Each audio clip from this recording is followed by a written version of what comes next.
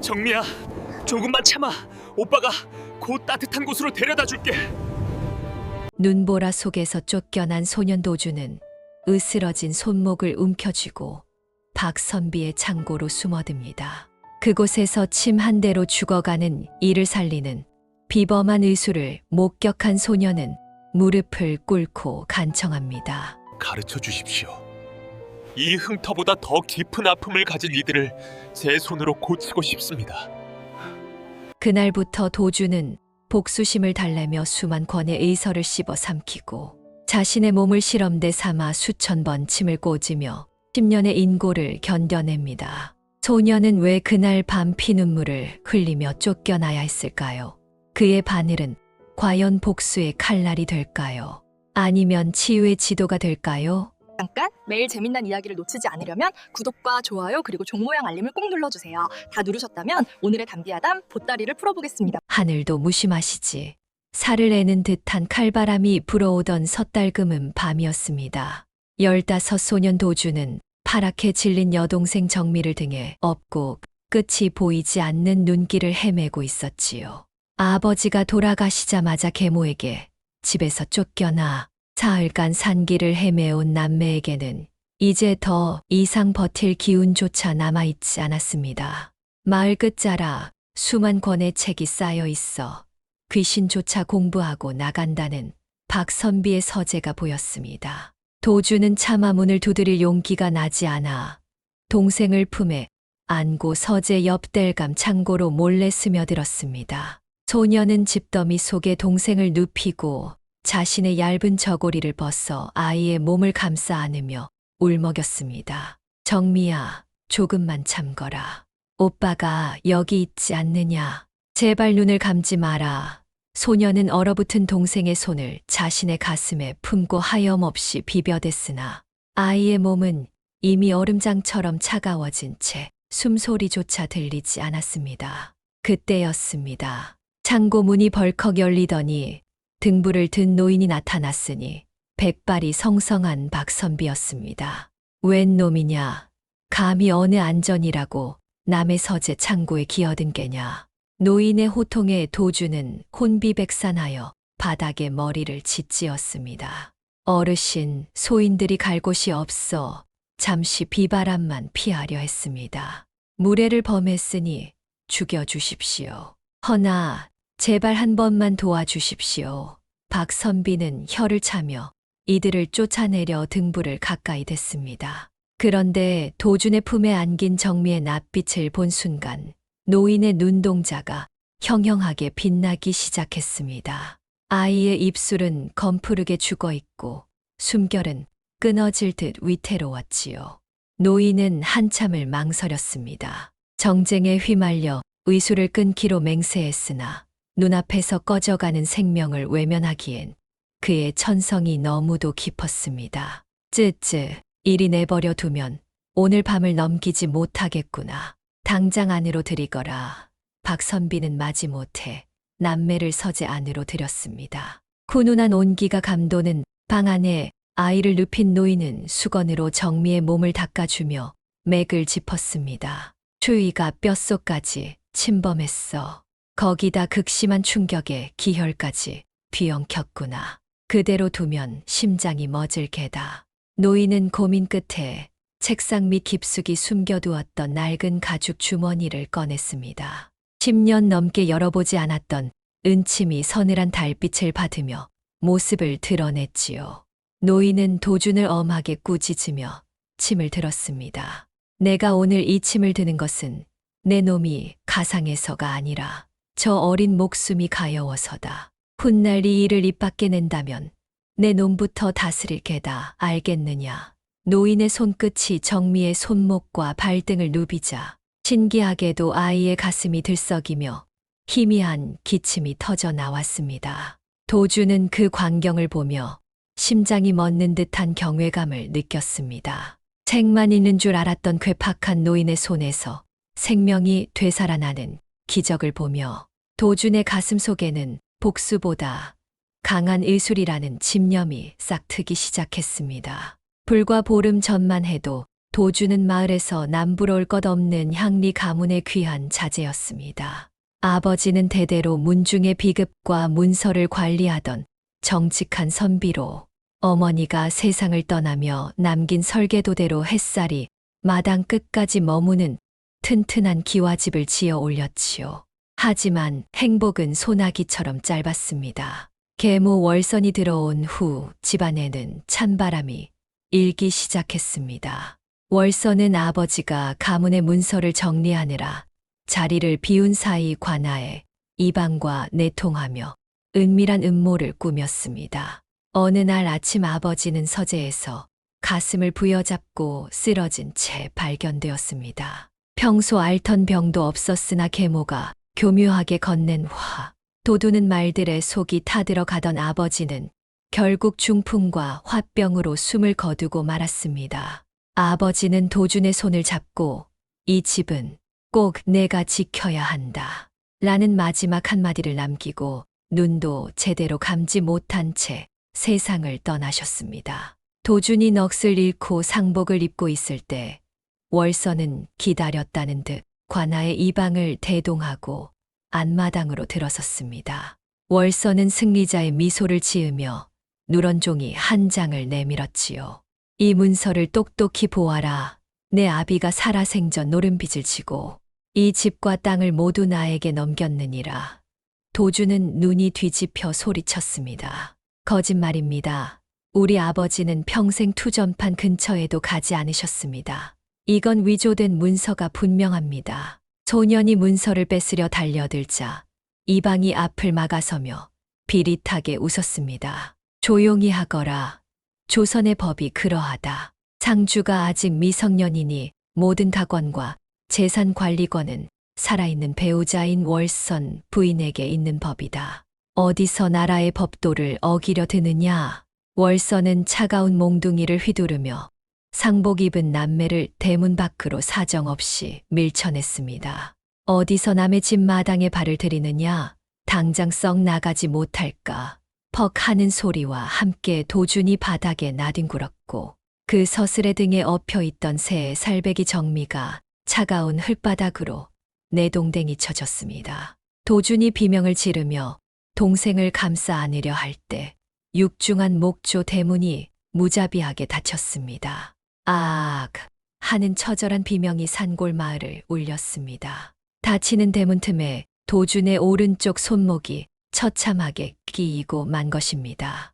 난 모양으로 깊게 찢어진 살점 사이로 붉은 피가 분수처럼 솟구쳤으나 대문 너머 월선의 웃음소리는 더욱 앙칼지게 울려 퍼졌습니다.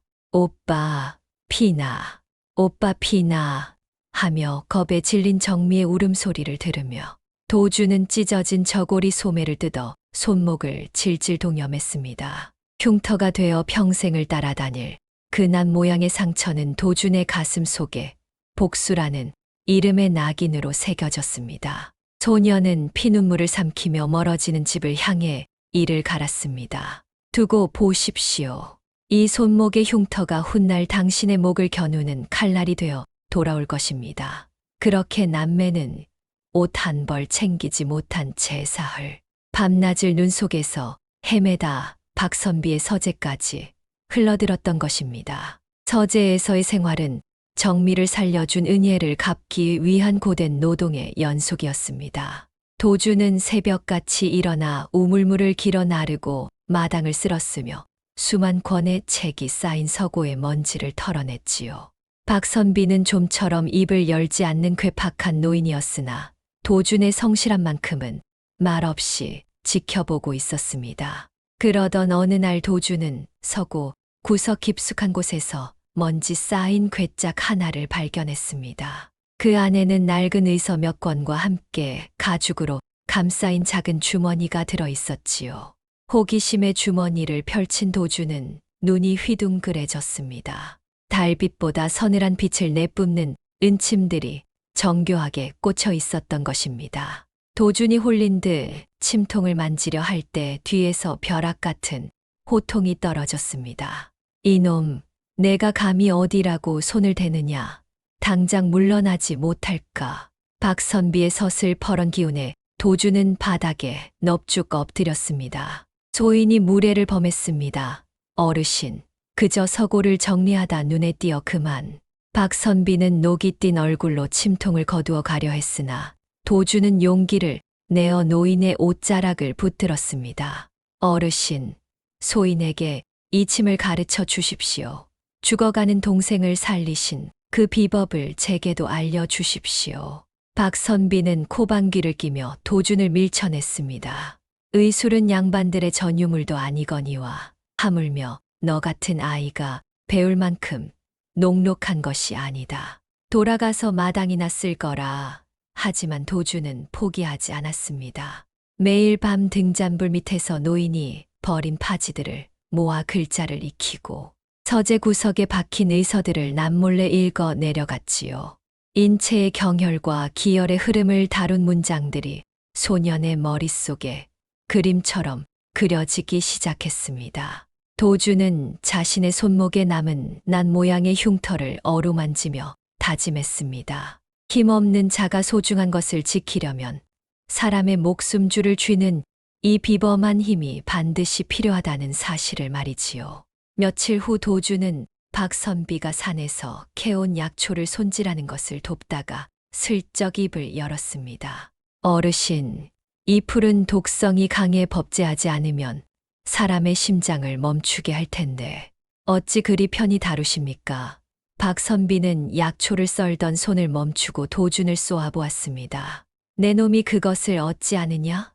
도준은 당당하게 대답했습니다. 어르신이 잠드신 밤마다 서재의 의서를 읽었습니다. 인체는 소우주라 하셨고 약초는 그 우주의 균형을 맞추는 별이라 하셨지 않습니까? 노인의 눈동자가 크게 흔들렸습니다. 10년 넘게 누구에게도 전하지 않았던 의술의 문을 두드리는 소년의 천재적인 기질을 발견한 것이지요.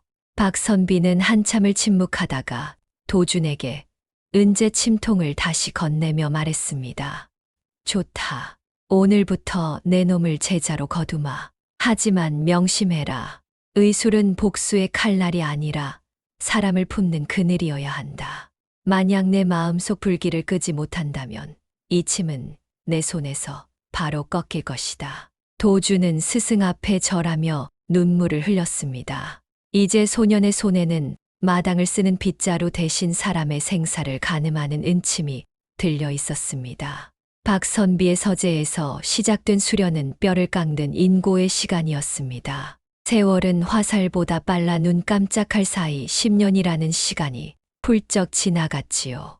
창고에서 벌벌 떨던 15소년 도주는 이제 어깨가 벌어지고 눈빛이 깊은 25의 늠름한 청년이 되었습니다. 그 10년 동안 도주는 단 하루도 편히 잠든 적이 없었습니다. 새벽이면 가장 먼저 일어나 우물물을 길어 나르며 마음을 닦았고 밤이면 눈이 침침해질 때까지 수만 권의 의서를 읽고 또 읽었지요. 박선비는 도준에게 단순히 침 놓는 법만을 가르치지 않았습니다. 어느 날 노인은 흙탕물이 가득 담긴 대야를 내밀며 물었습니다. 도준아, 이 물에 내 얼굴이 보이느냐? 도준은 고개를 저으며 대답했습니다. 아니요, 스승님. 흙탕물이 출렁여 아무것도 보이지 않습니다. 그러자 박선비가 엄한 목소리로 꾸짖었지요. 내 마음속에 복수라는 흙탕물이 가득한데 어찌 병자의 기혈이 보이겠느냐? 물이 고요해져야 바닥에 모래알까지 보이는 법이다. 내 손끝에 살기가 머무는 한 너는 결코 사람을 살리는 의원이 될 수 없다. 도주는 스승의 가르침에 무릎을 꿇고 눈물을 흘리며 자신의 손목을 내려다보았습니다. 난 모양으로 깊게 파인 그날의 흉터는 여전히 붉게 남아 도준의 가슴을 옥죄고 있었으나 도준은 스승의 말대로 그 흉터를 복수의 칼날이 아닌 병자의 아픔을 헤아리는 징표로 삼으려 애썼습니다. 동생 정미 또한 어느덧 13살 어엿한 소녀로 자라나 서재의 안주인 노릇을 톡톡히 해냈습니다. 오빠가 산에서 캐온 약초를 종류별로 분류하고 말리는 일은 정미의 몫이었지요. 오빠, 손목에 흉터가 또 덧났어. 약초 캘 때 조심하라니까. 정미가 걱정스레 건네는 말에 도주는 그저 허허 웃으며 소매를 내렸습니다. 괜찮다, 정미야. 이 상처가 있어야 내가 왜 침을 들어야 하는지 잊지 않거든. 도주는 자신의 몸을 임상도구로 삼아 수천 번 침을 꽂아 넣으며 기혈의 흐름을 몸소 익혔습니다. 때로는 침독이 올라 온몸이 붓기도 했으나 도주는 단 한 번도 신음하지 않았습니다. 10년의 세월은 도준을 단순한 의원이 아니라 사람의 숨소리만 듣고도 오장육부의 상태를 꿰뚫어 보는 조선의 신의로 거듭나게 했습니다. 박선비는 그런 제자의 성장을 묵묵히 지켜보며 때를 기다리고 있었습니다. 어느 가을날 박선비는 도준을 불러 자신의 낡은 침통을 건네며 말했습니다.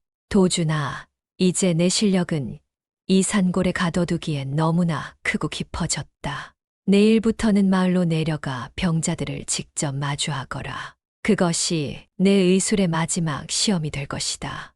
도주는 스승 앞에 절하며 비장한 각오를 다졌습니다. 10년 전 쫓겨나던 그날의 무력함은 이제 온데간데 없고 청년 도준의 손에는 사람을 살리고 진실을 밝힐 비범한 힘이 쥐어 있었습니다. 스승의 허락이 떨어지기 무섭게 도준의 의술이 온 마을을 뒤흔드는 큰 사건이 터졌습니다. 가을 가뭄이 심해지며 마을 젖줄인 냇물이 마르기 시작하더니 하류에 사는 사람들이 집단으로 피를 토하고 사지가 뒤틀리며 쓰러지는 변괴가 일어난 것이지요.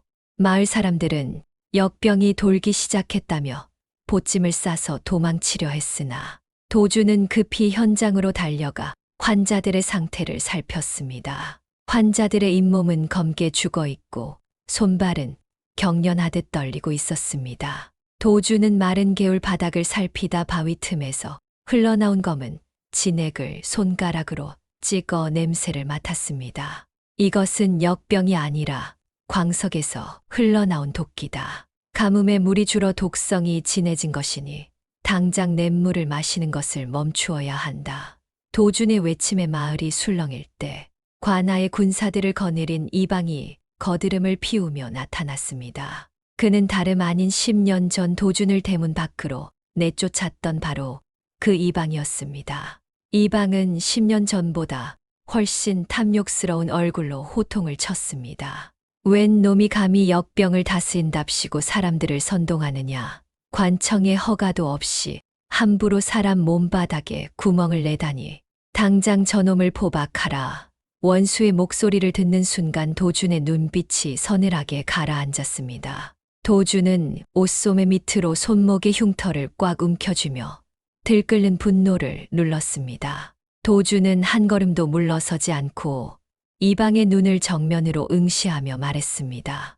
나으리, 지금 사람들의 목숨이 경각에 달렸습니다. 이것은 역병이 아니라 수은과 납성분이 섞인 독석의 기운 때문입니다. 저를 가두시려거든 이 사람들을 먼저 살린 후에 하십시오. 만약 제가 틀렸다면 제 목숨을 기꺼이 내놓겠습니다. 이방은 도준의 당당한 기세와 어딘지 모르게 나치근 그 형형한 눈빛에 묘한 기시감을 느꼈으나 그가 예전에 자신이 내쫓았던 어린 거렁뱅이 소년일 것이라고는 꿈에도 생각지 못했습니다. 가상한 놈이로구나. 좋다. 만약 내일 아침까지 저들이 일어나지 못한다면 내 놈은 요사스러운 말로 민심을 현혹한 죄로 능지처참을 면치 못할 것이다. 이방의 위협 속에서도 도주는 밤새도록 환자들의 혈자리를 누르고 시침하며 몸속의 도끼를 씻어내는 데 전념했습니다. 스승에게 배운 대로 녹두와 감초를 산더미처럼 쌓아놓고 거대한 가마솥에 해독탕을 달여 사람들에게 일일이 먹였지요. 밤을 꼬박 지새운 새벽녘 가장 먼저 쓰러졌던 노인이 검은 피를 토해내더니 아이고 이제야 살 것 같네 라며 눈을 떴습니다. 뒤이어 아이들이 울음을 터뜨리며 정신을 차리기 시작하자 마을 사람들은 만세를 부르며 도준 앞에 엎드렸습니다. 이 광경을 지켜보던 이방은 혀를 내두르며 황급히 자리를 떴습니다. 박선비는 이 모든 과정을 지켜본 뒤 도준의 어깨를 짚었습니다. 도준아, 이제 내 실력은 이 좁은 산고를 품기에 너무나 크고 깊어졌다. 내 원수가 바로 눈앞에 있어도 평정심을 잃지 않고 침을 놓았으니 너는 이미 진정한 의원이 되었구나. 이제 한양으로 가거라. 가서 의과에 응시하여 내가 잃어버린 모든 것을 당당히 되찾아 오너라. 도주는 스승의 앞에 엎드려 뜨거운 눈물을 흘리며 절을 올렸습니다. 스승님, 반드시 사람을 살리는 참된 의원이 되어 돌아오겠습니다. 그렇게 도주는 10년의 수련을 마치고 비장한 각오로 한양을 향해 첫 발을 내디뎠습니다. 도주는 스승님이 주신 보찜 하나를 메고 험한 고갯길을 넘어 마침내 한양 땅을 밟았습니다.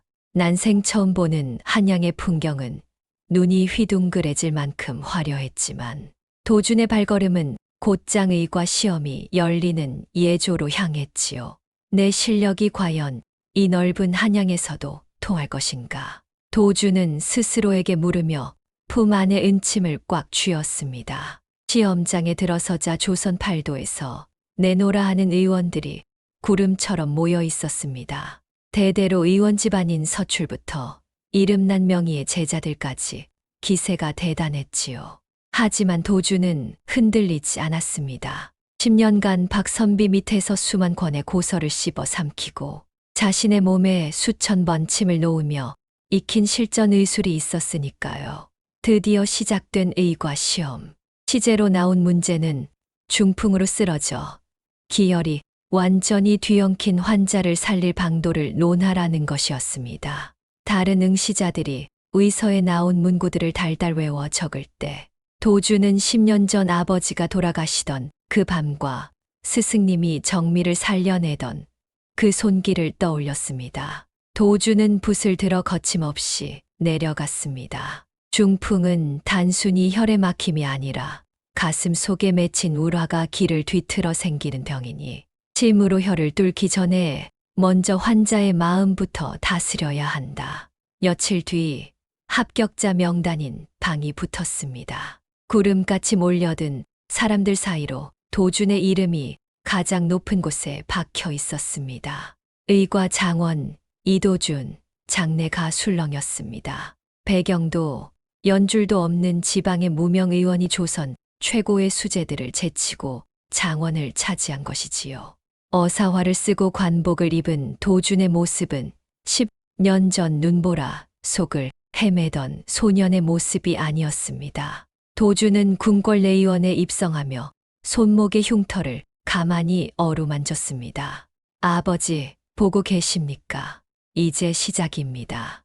왕실의 병을 돌보는 내의원 의관이 된다는 것은 곧 원수 월선과 이방의 죄를 세상 밖으로 끌어낼 힘을 가졌다는 뜻이기도 했습니다. 도준의 눈빛은 한양의 찬란한 불빛보다 더 차갑고 예리하게 빛나고 있었습니다. 내의원에서의 생활은 겉으로는 화려했으나 속으로는 날카로운 시기와 견제가 가득한 가시방석이었습니다. 지방 구석 서재에서 글이나 읽던 놈이 어찌 장원을 차지했나 했더니 운이 좋았던 게로군. 선배 의관들은 도준을 떠돌이 의원이라 비하하며 잡무만 맡기기 일쑤였습니다. 하지만 도준은 묵묵히 약재를 썰고 의서를 정리하며 때를 기다렸습니다. 그러던 어느 날 왕실의 가장 큰 어른인 대비마마께서 갑자기 정신을 잃고 쓰러지는 변괴가 일어났습니다.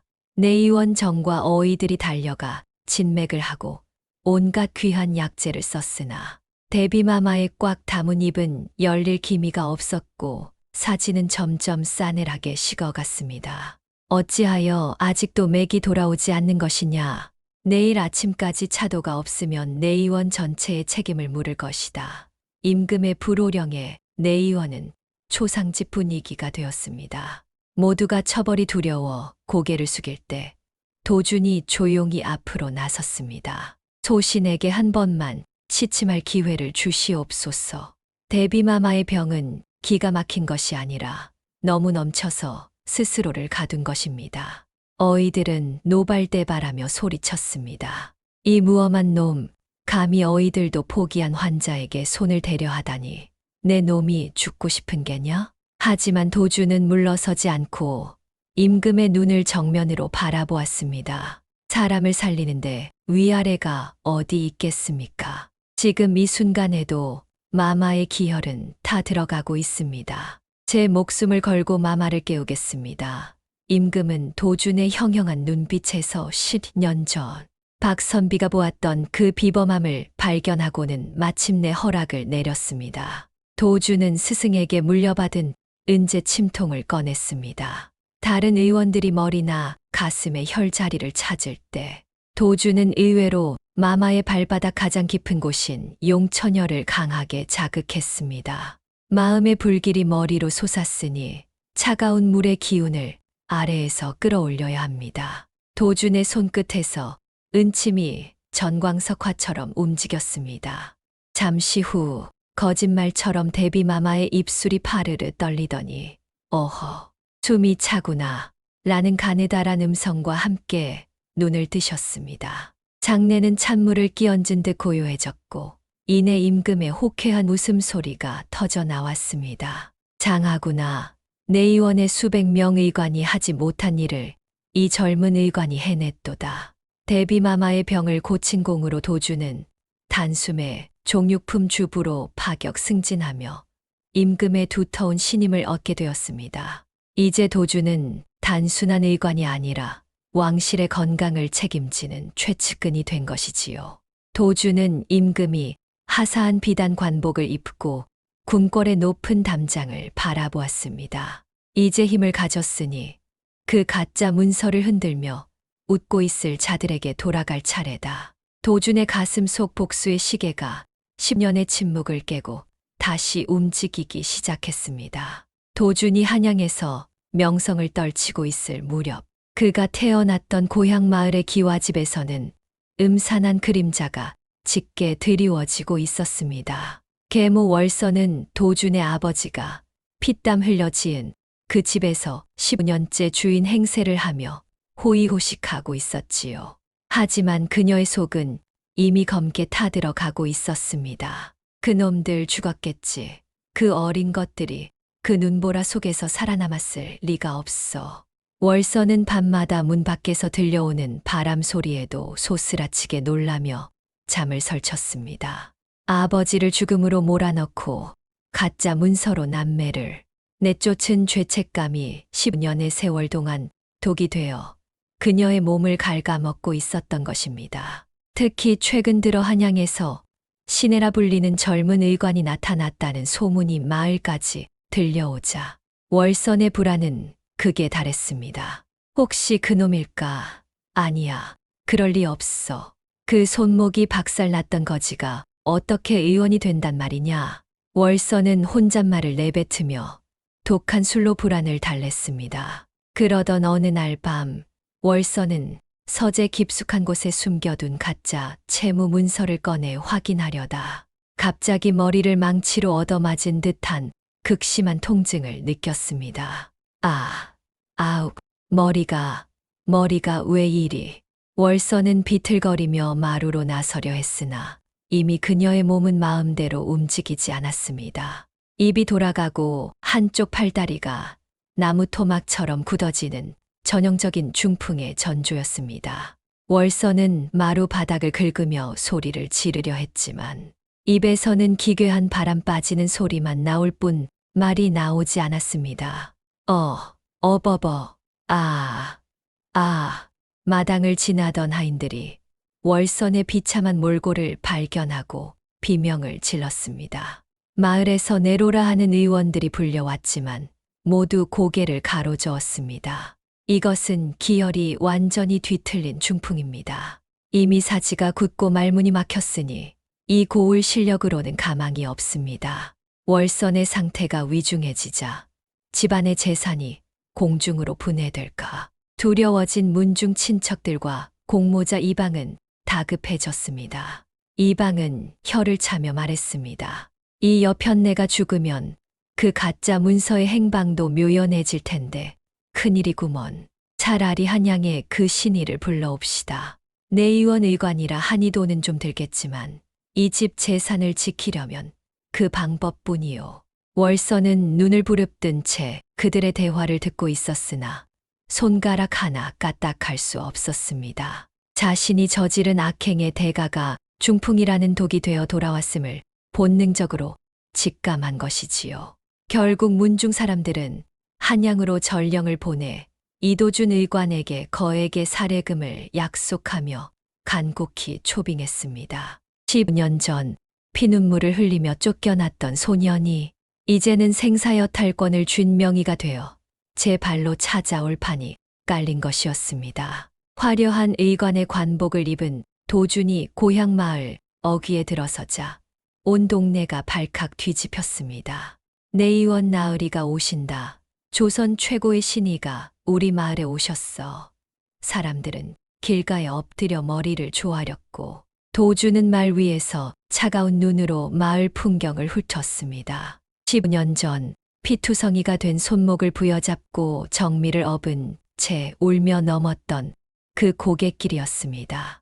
마침내 아버지가 지었던 그 기와집 대문 앞에 도착했을 때 도주는 잠시 고삐를 쥐고 멈춰 섰습니다.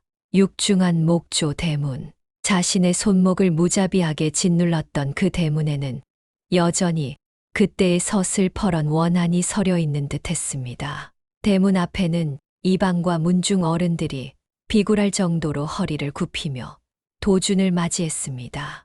어이구, 내의원정 나으리, 이 먼 길을 오시느라 고생 많으셨습니다. 소인은 이 고을 이방이옵니다. 10년 전 도준의 얼굴에 침을 뱉으며 내쫓던 이방은 이제 도준의 그림자조차 밟지 못할 만큼 비천한 처지가 되어 머리를 조아리고 있었습니다. 도준은 낮은 목소리로 짧게 답했습니다. 환자는 어디 있소?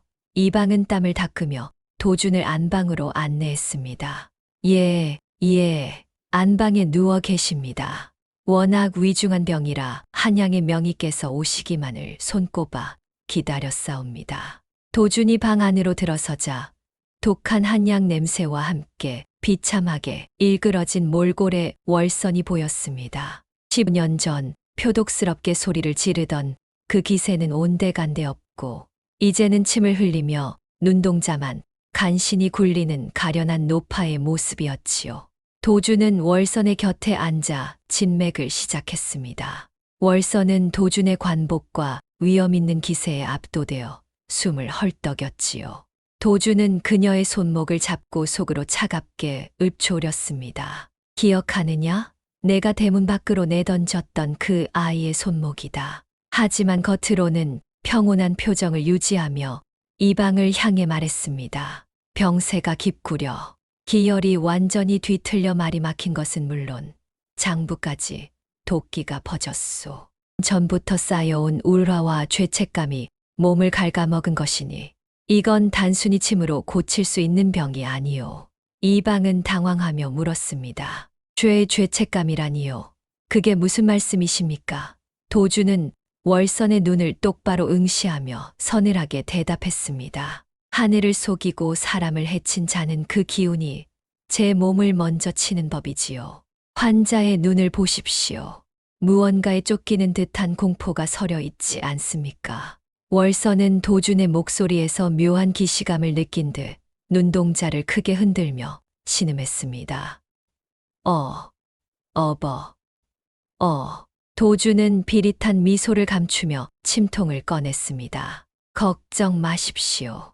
내의원의 법도대로 살릴 수 있는 만큼은 살려드릴 테니. 다만 말문이 트이면 그동안 가슴에 숨겨둔 말들을 다 뱉어내야 할 것이오. 그렇지 않으면 이 병은 절대로 낫지 않을 테니까요. 도주는 월선의 목 근처 경혈을 매만지며 다음 수순을 준비했습니다. 10년의 원한을 갚을 침 끝이 마침내 원수의 심장부에서 빛나기 시작했습니다. 도주는 서늘한 눈빛으로 은침을 고쳐 쥐었습니다. 방 안의 공기는 얼음장처럼 차가워졌고 이방과 문중 사람들은 숨을 죽인 채 도준의 손끝만을 바라보았지요. 도준은 월선의 뒷목 가장 깊은 곳인 아문혈을 손가락으로 지그시 누르며 낮게 읊조렸습니다. 이곳은 닫힌 말문을 여는 문과 같습니다. 허나 환자께서 가슴 속에 커다란 거짓을 품고 있다면 기혈이 충돌하여 뼈를 깎는 고통을 느끼게 될 것입니다. 감당하시겠습니까? 월선은 대답 대신 공포에 질린 눈으로 도준을 올려다보았습니다. 도준은 가차없이 은침을 깊숙이 밀어넣었지요. 월선의 입에서 짐승의 울음소리 같은 단명이 터져 나왔습니다. 이방이 깜짝 놀라며 물었습니다. 나으리, 환자가 너무 고통스러워하는 것 아닙니까? 혹시 잘못되는 것은 아니겠지요? 도주는 침착하게 침을 돌리며 대답했습니다. 막힌 기운을 강제로 뚫어내는 것이니 고통이 따르는 것은 당연한 일입니다. 도망치려는 기운을 붙잡아야만 비로소 사람의 말을 할 수 있는 법이지요. 도주는 이어 혀 밑에 염천혈과 손목에 내관혈에 차례로 시침했습니다. 침이 들어갈 때마다 월선의 몸은 활처럼 휘어지며 경련을 일으켰고 이마에서는 비 오듯 식은땀이 흘러내렸습니다. 도주는 고통에 몸부림치는 원수의 얼굴을 가장 가까이서 지켜보며 서늘한 미소를 지었습니다. 자, 이제 목에 걸린 응어리를 뱉어내 보십시오. 환자께서 가장 두려워하는 그 이름, 가장 숨기고 싶은 그 진실이 무엇입니까? 도준의 목소리는 방 안의 다른 사람들에게는 인자한 의원의 권유처럼 들렸으나 월선에게는 염라대왕의 심판처럼 들렸습니다. 월선의 입술이 파르르 떨리더니 마침내 기괴한 쇳소리가 새어 나왔습니다. 덥다. 가슴이 다 들어 간다. 10년 만에 터져 나온 월선의 목소리는 죄악에 찌든 추악한 소리였습니다. 이방과 문중 사람들은 말문이 트인 것을 보고 기뻐하며 도준에게 머리를 조아렸습니다. 오, 역시 신이이십니다. 명의를 찾아 헤맨 보람이 있습니다. 하지만 도준은 침을 거두며 냉정하게 경고했습니다. 이제 겨우 말문만 틔웠을 뿐입니다. 만약 환자께서 또다시 거짓을 일삼거나 남의 것을 탐내는 마음을 버리지 않는다면 다음번엔 온몸의 혈관이 터져 나가 다시는 일어설 수 없게 될 것입니다. 병을 고치는 것은 제 침이지만 그 병을 유지하는 것은 환자의 죄악이라는 사실을 명심하십시오. 도주는 월선의 귓가에만 들릴 정도로 아주 낮고 은밀하게 속삭였습니다. 당신이 죽인 그 사람이 매일 밤 이 방을 서성이고 있다는 것을 알고 있소. 내 침이 당신의 죄를 다 씻어주지는 못할 것이오. 월선은 발작하듯 몸을 떨며 도준의 관복 소매를 잡으려 했으나 도준은 매몰차게 손을 뿌리치고 방을 나섰습니다. 마당으로 나온 도준은 아버지가 지은 기와집의 처마를 올려다보았습니다. 복수의 첫 번째 단추가 끼워졌고 이제 원수 스스로가 자신의 죄를 자백하게 만들 차례였습니다. 도준의 시침이 계속되자 마룻바닥을 기어다니던 월선의 몸에는 조금씩 생기가 돌기 시작했습니다. 굳어있던 손가락이 미세하게 움직이고 비뚤어졌던 입술도 제자리를 찾아갔지요. 하지만 도준은 월선이 완전히 회복되는 것을 원치 않았습니다. 그녀가 죽지 않을 만큼 딱 고통을 느끼며 자신의 죄를 반성할 수 있을 만큼만 기혈을 열어두었지요. 어느 날 시침을 마치고 손을 씻는 도준에게 이방이 슬쩍 다가와 물었습니다. 나으리, 저 여편네가 이제 손은 좀 쓰는 것 같은데 언제쯤이면 예전처럼 걸어 다닐 수 있겠습니까? 도준은 무심하게 대답했습니다. 병은 얻기는 쉬워도 버리기는 어려운 법입니다. 특히 이댁마님처럼 심기가 꼬인 분들은 몸보다 마음이 먼저 풀려야 하지요. 이방은 도준의 눈치를 살피며 탐욕스러운 속내를 내비쳤습니다. 사실 저 여편네가 말은 못해도 숨겨둔 보물이나 문서가 많을 텐데 저러고 누워만 있으니 속이 타서 그렇습니다. 혹시 약방의 비전이라도 써서 얼른 말문이라도 완전히 틔워주실 수는 없겠습니까? 한편 월선은 도준이 방을 나설 때마다 그의 뒷모습을 뚫어지게 쳐다보았습니다. 말문이 조금씩 트이기 시작하자 그녀의 머릿속에는 잊혔던 기억들이 하나둘 떠오르기 시작했지요. 도준이 침을 놓기 위해 소매를 걷어붙일 때마다 보이는 그 단단한 팔뚝, 그리고 무엇보다 그 서늘한 눈매가 자꾸만 10년 전 자신이 내쫓았던 그 어린 놈을 떠올리게 했습니다. 어느 날 밤 월서는 도준이 처방해 준 약을 마시고는 힘겹게 입을 뗐습니다.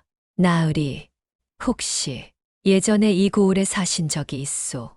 도준은 찻잔을 내려놓으며 차갑게 웃었습니다. 조선 땅이 넓다 한들 인연이 닿으면 어디든 발길이 닿는 법이지요.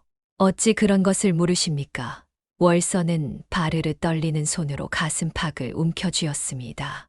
나으리의 눈매가 10년 전 죽은 내 전남편의 아들과 너무도 닮아 자꾸 가슴이 울렁거립니다. 도주는 월선에게 한 걸음 더 다가가 그녀의 눈을 똑바로 쳐다보았습니다. 죽었다고 확신하십니까?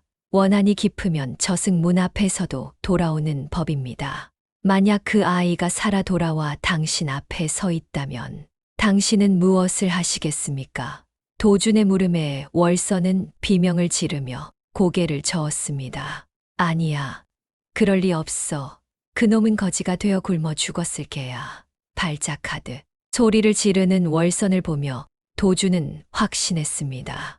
그녀의 공포가 극에 달했을 때 진실은 저절로 터져 나올 것이라는 사실을 말이지요.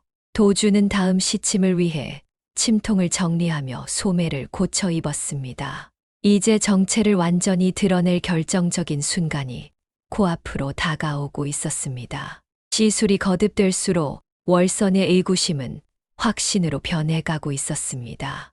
도준이 침을 놓기 위해 다가올 때마다 느껴지는 서늘한 기운과 가끔씩 소매 사이로 언뜻 비치는 붉은 자국이 그녀의 숨통을 조여왔지요. 도준은 월선의 굳어버린 어깨와 등줄기 깊은 곳을 자극하기 위해 평소보다 소매를 높이 걷어붙였습니다.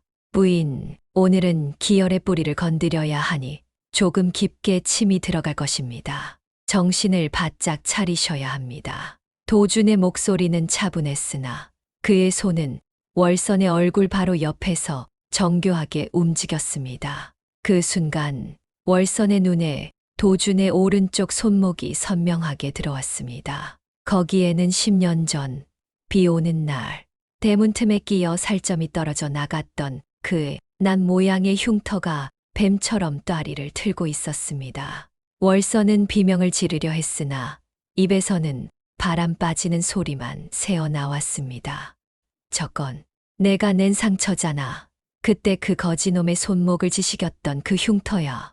월선의 눈동자가 미친 듯이 흔들리자 도주는 침을 멈추고 월선과 눈을 맞췄습니다.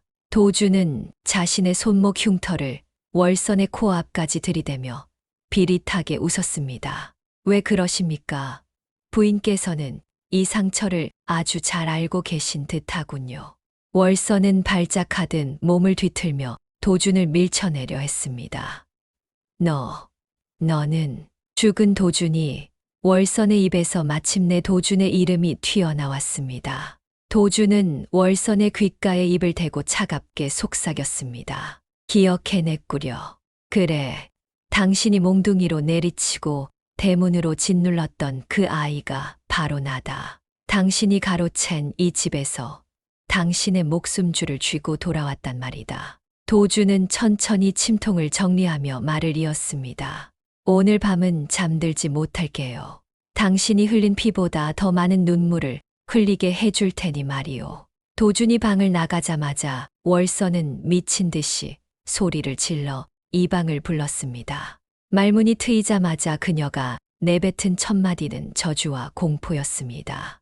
이 방 어디 있느냐? 저놈이 도준이다. 죽은 줄 알았던 그놈이 귀신이 되어 돌아왔단 말이다. 달려온 이 방은 월선의 말에 사색이 되었습니다. 10년 전 자신이 휘두른 폭력을 떠올리며 이 방의 안색도 잿빛으로 변했습니다. 두 아기는 이제 도준이 자신들을 살리러 온 것이 아니라 목을 죄러 온 저승사자임을 깨달았습니다. 이방은 비열한 눈빛을 번뜩이며 월선의 손을 잡았습니다. 부인, 저놈이 내일이면 관아에 고발할지도 모릅니다. 차라리 오늘 밤 소중히 아껴두었던 수하들을 시켜 저놈을 영원히 입막음해야겠습니다.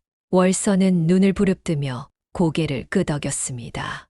어둠이 깔린 기와집 마당으로 자객들의 서늘한 칼날이 도준이 머무는 사랑채를 향해 움직이기 시작했습니다. 달빛조차 숨어버린 칠흑 같은 밤, 도준은 등불 하나만 켜둔 채 서재에 가만히 앉아 있었습니다. 문 밖에서 발소리를 죽인 검은 그림자들이 창호지에 비쳤지요. 도준은 이미 그들의 살기를 느끼고 있었습니다. 하지만 그는 칼을 드는 대신 화로 위에 올린 약탕관의 뚜껑을 살며시 열었습니다. 그 안에서는 향이 강하고 자극적인 약초가 끓고 있었지요. 방문이 거칠게 열리며 복면을 쓴 자객 셋이 들이닥쳤습니다. 이놈, 저승으로 가서 내 아비나 만나거라. 자객이 칼을 치켜든 순간 도주는 화로에 가득 담긴 약 가루 한 줌을 찻잔에 뜨거운 물에 확 뿌려 그들의 얼굴을 향해 던졌습니다. 아, 내 눈이 맵고 독한 약 기운이 서린 증기가 순식간에 방 안을 가득 채웠고 자객들은 비명을 지르며 눈을 비벼댔습니다. 이는 도준이 미리 준비해둔 독한 고추와 석회 성분이 섞인 해독용 가루였지요. 자객들이 정신을 못 차리고 휘청거릴 때 밖에서 횃불 소리와 함께 우렁찬 함성이 들려왔습니다. 이곳이다. 내의원 나으리를 해치려는 역도들을 당장 포박하라.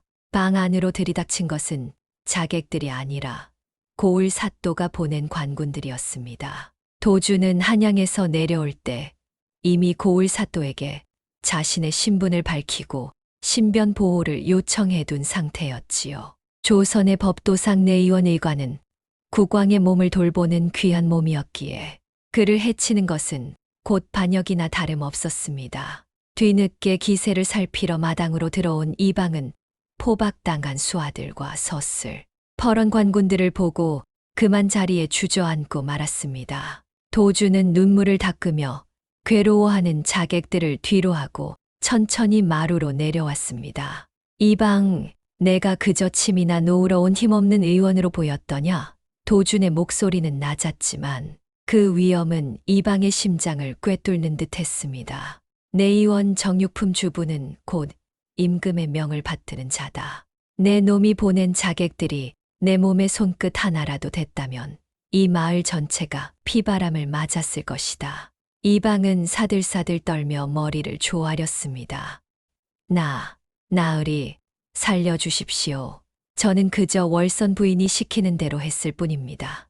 10년 전 아버님 일도 그 가짜 문서도 모두 그 여편네가 꾸민 짓입니다. 도주는 비릿한 미소를 지으며 이방을 차갑게 내려다보았습니다. 살고 싶으냐? 그렇다면 지금 당장 월선 부인이 숨겨둔 진짜 유서와 인장들이 어디 있는지 실토하라. 내 놈의 주둥이가 진실을 뱉는 속도에 따라 내 목숨줄의 길이도 달라질 것이니 이방은 결국 공포에 질려 월선의 안방 장판 및 비밀스러운 수납함에 대해 모든 것을 털어놓았습니다. 관군들이 횃불을 밝혀 마당을 가득 채운 가운데 도주는 차가운 밤 공기를 가르며 월선의 방으로 향했습니다. 방 안에서 떨고 있던 월선은 문이 거칠게 열리자 비명을 질렀습니다. 이방, 처치한 것이냐? 어서 그놈의 시체를. 하지만 월선의 눈앞에 나타난 것은 피 한 방울, 묻지 않은 단정한 관복 차림의 도준과 서슬 퍼런 칼날을 든 관군들이었습니다. 도준은 방 한가운데 서서 월선을 내려다보며 나직이 말했습니다. 부인, 당신이 기다리던 소식 대신 저승사자를 데려왔소. 당신의 충직한 개였던 이방은 이미 모든 죄를 자복하고 저기 마당에 꿇어 앉아 있소이다. 월선은 믿을 수 없다는 듯 눈을 부릅뜨며 고개를 저었습니다. 아니야, 그럴 리 없어. 이방이 나를 배신할 리가. 도주는 이방이 알려준 대로 방구석의 낡은 장판을 걷어냈습니다. 월선이 온몸으로 가로막으려 했으나 관군들의 손에 허망하게 끌려나갔지요. 도준이 바닥 아래에 비밀스러운 나무판을 들어 올리자 깊숙한 곳에서 작고 견고한 칠보 상자 하나가 모습을 드러냈습니다. 상자 안에는 10년 전 아버지가 돌아가시기 전 남긴 진짜 유서와 가문의 정통성을 증명하는 문중의 인장들이 고스란히 들어 있었습니다. 유서를 펼쳐 든 도준의 손이 미세하게 떨렸습니다. 내 아들 도준과 딸 정미에게 이 집과 모든 가권을 물려주노니 혹여 내가 급작스럽게 명을 다하더라도 문중 어른들은 이 뜻을 받들라. 아버지의 정갈한 필체를 확인한 도준은 뜨거운 눈물을 삼키며 월선을 향해 유서를 들이밀었습니다. 이것이 당신이 10년간 숨겨온 진실이요. 아버지를 화병으로 몰아넣고 어린 남매를 눈보라 속으로 내몰며 당신이 그토록 지키고 싶어 했던 것이 고작이 누런 종이 한 장이었단 말이냐. 도준의 호통에 월선은 거품을 물며 소리쳤습니다. 그건 가짜야. 내가 가진 문서가 진짜란 말이다. 이방 어서 말해봐라. 하지만 마당에 꿇어앉은 이방은 고개를 처박은 채 입을 열지 않았습니다. 도준은 침통에서 가장 서늘한 은침 하나를 꺼내 월선의 눈앞에 세웠습니다. 당신이 저지른 죄는 이제 나라의 법이 다스릴 것이요. 하지만 의원으로서 경고하건대 당신의 몸 안에 퍼진 독은 이제 그 누구도 고칠 수 없소. 당신이 그토록 탐냈던 이 집의 안방에서 당신은 평생 손가락 하나 까딱하지 못한 채 자신의 죄를 곱씹으며 죽어갈 것이요. 충격과 공포가 월선의 뇌혈관을 다시 한번 강타했습니다. 그녀는 기괴한 비명을 지르려 했으나 10년 전 도준의 손목을 짓눌렀던 그 대문의 무게처럼 무거운 마비가 온몸을 덮쳤습니다. 눈동자만 간신히 굴리는 처량한 신세가 된 월선을 뒤로하고 도준은 아버지가 남긴 유서를 소중히 품에 안았습니다. 10년의 긴 세월을 돌아 마침내 제자리를 찾은 주인의 발걸음이 당당하게 안채를 빠져나왔습니다. 다음 날 아침 고을 사또가 좌정한 관아 앞마당은 구름대처럼 몰려든 구경꾼들로 가득 찼습니다. 내의원 의관을 살해하려 한 자객들이 잡혔고 그 배후가 이고을의 세도가인 월선 부인과 이방이라는 소문이 바다하게 퍼졌기 때문이지요. 도주는 당당히 임금이 내린 관복을 차려입고 사또의 옆자리에 앉아 원수들을 내려다보았습니다. 마당 한가운데에는 굴비 엮듯 묶인 이방과 들것에 실려 온 전신 마비 상태의 월선이 놓여 있었습니다. 사또가 호통을 쳤습니다. 이방은 듣거라. 내 놈이 월선 부인과 공모하여 나라의 귀한 의관을 해치려 한 것이 사실이냐? 또한 10년 전 이도준 의관의 아버지를 해치고 가문의 재산을 가로챈 문서가 위조된 것이라는 고발이 들어왔다. 사실대로 고하겠느냐 아니면 매질로 입을 열어주랴. 이방은 이미 도준의 기세에 눌려 넋이 나간 상태였습니다. 그는 도준의 발치에 머리를 조아리며 울부짖었습니다. 사또 나으리 살려주십시오. 모든 것은 저 월선 부인이 꾸민 일입니다. 10년 전 주인 어른을 돌아가시게 한 뒤 저보고 가짜 노름 문서를 만들라고 시킨 것도 저 여자요. 어젯밤 자객을 보내라고 한 것도 저 여자의 명령이었습니다. 월선은 입술을 파르르 떨며 이방을 노려보았으나 도준의 시침으로 이내 목소리조차 나오지 않는 처지였습니다. 도준은 품 안에서 어젯밤 찾아낸 진짜 유서를 꺼내 사또에게 바쳤습니다. 사또 나으리, 이것이 저희 아버님께서 남기신 친필 유서입니다. 월선 부인이 숨겨두었던 가문의 인장과 대조해 보시면 진실을 아실 것입니다. 사또가 두 문서를 대조한 뒤 탁자를 탁 쳤습니다. 명백하도다. 월선과 이방은 공모하여 가문의 가권을 찬탈하고 의관을 살해하려 했으니 이는 대역죄에 해당한다. 이방은 장백대를 친 후 변방으로 유배를 보내고 월서는 가산을 모두 몰수하고 관비로 3대 병세가 중하니 죽을 때까지 이 마을에 버려진 행랑채에서 속죄하며 살게 하라. 판결이 내려지는 순간 도주는 자리에서 일어나 월선에게 다가갔습니다. 그리고 그녀가 10년간 금쪽같이 여겼던 그 가짜 노름 문서를 그녀의 눈앞에서 갈기갈기 찢어 허공에 뿌렸습니다. 보이십니까? 당신이 사람의 목숨보다 귀하게 여겼던 탐욕의 부스러기들입니다. 이제 이 집과 땅은 원래의 주인에게 돌아갈 것이니 당신은 평생 그 마비된 몸으로 자신의 죄가 어떻게 무너지는지 똑똑히 지켜보십시오. 월서는 찢어진 종이 조각들이 자신의 눈가에 떨어지는 것을 보며 피눈물을 흘렸습니다. 도주는 더 이상 원수를 보지 않고 관아 문을 나섰습니다. 문 밖에는 어느덧 소녀가 된 정미가 오빠를 기다리며 서 있었지요. 남매는 서로의 손을 꼭 잡고 10년 전 쫓겨났던 그 집, 햇살이 마당 끝까지 머무는 자신들의 집으로 향했습니다. 재소 판결이 난 뒤 도주는 10년 만에 당당히 제 집의 문턱을 넘었습니다. 월선이 욕심껏 채워 넣었던 화려하지만 천박한 가구들을 모두 마당으로 내놓고 켜켜이 쌓인 먼지와 원한의 흔적들을 씻어냈지요. 도주는 품 안에서 소중히 간직해온 낡은 종이 뭉치를 꺼냈습니다. 그것은 10년 전 집을 쫓겨나던 날 품속에 숨겨 나왔던 어머니의 유작, 가옥도였습니다. 어머니는 생전에 햇살의 각도와 바람의 길목까지 계산하여 이 집의 도면을 직접 그리셨지요. 도주는 마을에서 가장 솜씨 좋은 목수를 불러 그 도면을 펼쳐 보였습니다.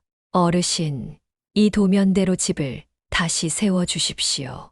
월선이 제멋대로 막아버린 저쪽 문을 트고 햇살이 마당 끝방 안까지 깊숙이 머물도록 처마의 길이를 조절해야 합니다.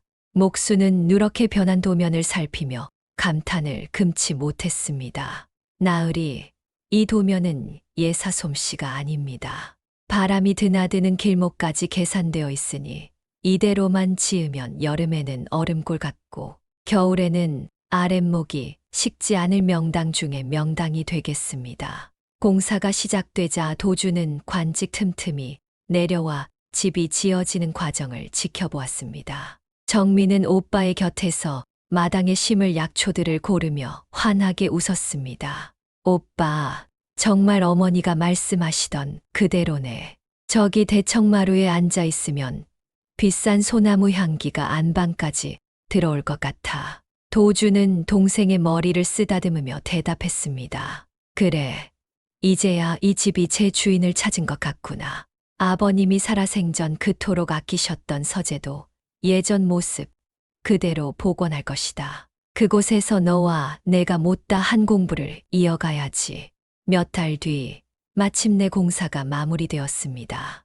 어머니의 도면대로 지어진 기와집은 위압적이지 않으면서도 기품이 넘쳤습니다. 특히 대문 틈은 예전처럼 무자비하게 닫히지 않도록 부드러운 나무 틀을 덧댔지요. 도주는 자신의 손목 흉터를 가만히 만져보았습니다. 아픔의 기억은 여전했지만 이제 그 흉터는 복수가 아닌 새로운 삶의 훈장처럼 느껴졌습니다. 집의 복원은 단순히 건물을 고치는 것이 아니라 찢겼던 가족의 시간과 명예를 다시 잇는 작업이었으니까요. 도주는 현판에 인화당이라는 이름을 새겨 걸었습니다. 어질고 화목한 기운이 머무는 집이라는 뜻이었지요. 10년 전 피눈물을 흘리며 떠났던 남매는 이제 조선에서 가장 따뜻한 햇살이 드는 집의 주인이 되어 있었습니다. 도주는 한양 내의원의 탄탄한 앞날과 임금의 총애를 뒤로하고 낙향을 결심했습니다. 주변 의관들은 종육품 주부의 자리를 버리고 그 시골 구석으로 돌아가다니 제정신이냐며 혀를 찼으나 도준의 마음은 이미 10년 전 그를 살려주었던 박선비의 서재와 자신의 고향 집으로 향하고 있었지요. 도주는 사직을 청하며 임금께 마지막 인사를 올렸습니다. 전하, 궁궐의 화려한 의술도 귀중하나 소신은 이름 없는 풀, 한 포기와 같은 백성들의 곁에서 그들의 숨소리를 듣고 싶사옵니다. 그것이 제 스승님의 가르침이자 제가 의원이 된 이유입니다. 임금은 도준의 진심 어린 눈빛에 감동하여 고향 집의 약방 개업을 허락하고 친히 신의보민이라 적힌 현판을 하사했습니다. 새롭게 단장한 인화당 마당에는 이제 복수의 서늘한 기운 대신 구수한 약초 다리는 냄새와 사람들의 웃음소리가 가득했습니다. 도주는 신분과 재산에 상관없이 누구에게나 의술을 베풀었습니다. 돈이 없는 백성에게는 약값 대신 산에서 캐온 나물이나 진심 어린 고맙다는 말 한마디를 받았지요. 정민은 오빠의 곁에서 약재를 분류하고 환자들을 돌보며 세상에서 가장 행복한 의원의 여동생으로 자랐습니다. 박선비 또한 소식을 듣고 고향집을 찾아와 제자의 성장을 흐뭇하게 지켜보았습니다. 장하구나, 도주나. 이제 내 손에 든 침은 더 이상 누군가를 겨누는 칼날이 아니라 부러진 생명을 잇는 따스한 햇살이 되었어. 스승의 칭찬에 도주는 깊이 머리를 조아렸습니다. 그러던 어느 해질녘 도주는 마당 한 구석에서 자신의 오른쪽 손목을 가만히 내려다보았습니다. 10년 전 대문 틈에 끼어 평생을 따라다닐 낙인이 되었던 난 모양의 흉터. 한때는 증오의 불길을 지피던 그 상처가 이제는 병자의 고통을 가장 먼저 이해하는 공감의 증거가 되어 있었습니다. 도주는 소매를 내리며 정미를 불렀습니다. 정미야, 오늘 마지막 환자분께 드릴 탕약이 다 다려졌느냐? 정미가 밝게 웃으며 대답했습니다. 네, 오빠. 방금 막 다 다려졌어요. 이 약을 드시면 그 할아버지도 금방 일어나시겠죠. 도주는 동생의 손을 잡고 안방으로 향했습니다. 그의 시선이 머무는 곳마다 어머니의 설계도대로 지어진 집이 따스한 노을빛을 머금고 있었습니다. 복수는 끝났고 상처는 아물었으며 남매의 삶은 비로소 인술이라는 이름의 거대한 숲을 이루었습니다. 난 모양의 흉터를 지닌 의원은 그렇게 조선의 가장 낮은 곳에서 가장 높은 생명의 가치를 지키며 오래도록 전설로 남았습니다. 살다 보면 우리 모두의 가슴 속에도 저마다의 대문 틈이 하나씩은 있기 마련입니다. 차마 열지 못했던 아픈 기억, 혹은 지우고 싶어 애써 가렸던 나만의 흉터 같은 것들 말이죠. 하지만 도준의 은침이 상처를 헤집는 칼날이 아니라 세살을 돋우는 손길이 되었듯 여러분의 그 아픈 흔적 역시 누군가를 살리는 가장 따뜻한 지도가 되어 있을지도 모릅니다. 여러분이 가진 흉터는 지금 어떤 길을 가리키고 있나요? 혹은 도준처럼 나만의 집을 찾기 위해 견뎌온 여러분의 소중한 시간은 무엇이었나요? 지우고 싶었지만 이제는 나를 만든 소중한 흔적이 된 여러분의 이야기를 들려주세요.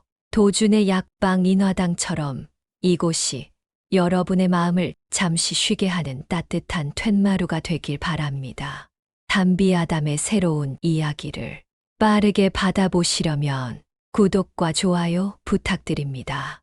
이야기에 여운이 남으셨다면 지금 보이시는 다음 영상도 함께 감상해 보세요.